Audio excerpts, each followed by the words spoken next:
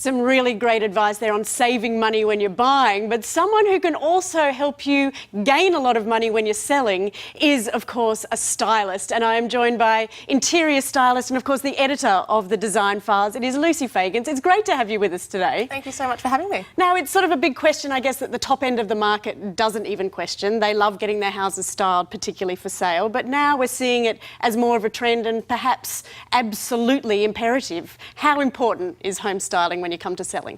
Look, I think the thing to remember with home styling is that property buyers are not just looking for a financial outcome, they're looking for an emotional outcome. So you want to style your home in a way that really creates a feeling. People walk in your home and they feel something.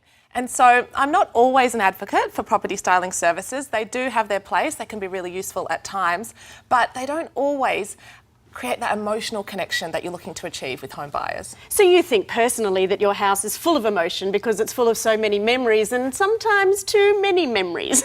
Yeah. How important is it to perhaps just declutter and start from there? That's exactly right. So often it can be a case of really simplifying, decluttering and just streamlining what you have. So styling can be as much about removing things as it is about putting new things into the space. So definitely you want to tidy up a bit, you want to sort of remove a bit of surface clutter, but it's not about overhauling your space. It's not about a complete redecoration from the ground up. It's really about little tweaks that can make all the difference. It's sometimes a great way to sort of distance yourself from the property as well, isn't it? You know, if you are having that a bit of an emotional tug on whether you should sell or not, perhaps just taking some of the personal things out might help you to just separate yourself a little bit. Yeah, definitely. And I think, you know, you don't necessarily need a professional stylist to help you do it. Get a friend over, have a bit of, make it a collaborative thing and just have a friend give a second set of eyes on the place. That's a very brave friend, yeah. Isn't it? That would come and say, you know what, I've been wanting to tell you this for a while. Oh, yeah. Well, I mean, I think, yeah, you're right, though. Sometimes you can be a bit shop blind when you're looking at your own house. So it's just about having a bit of extra advice and just looking at the space in a different way.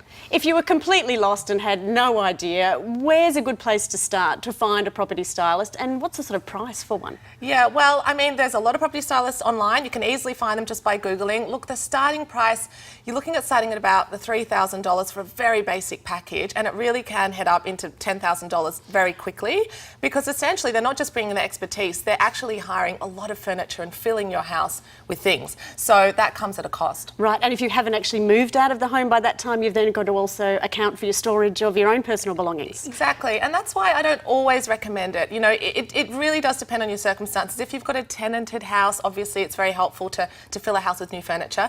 But if you've got a house that you love, if it's furnished in a way you really love, I think, you know, chances are someone else is going to love that too. So it's not always the best approach. Okay, so give us one of your top tips for actually styling your home for sale.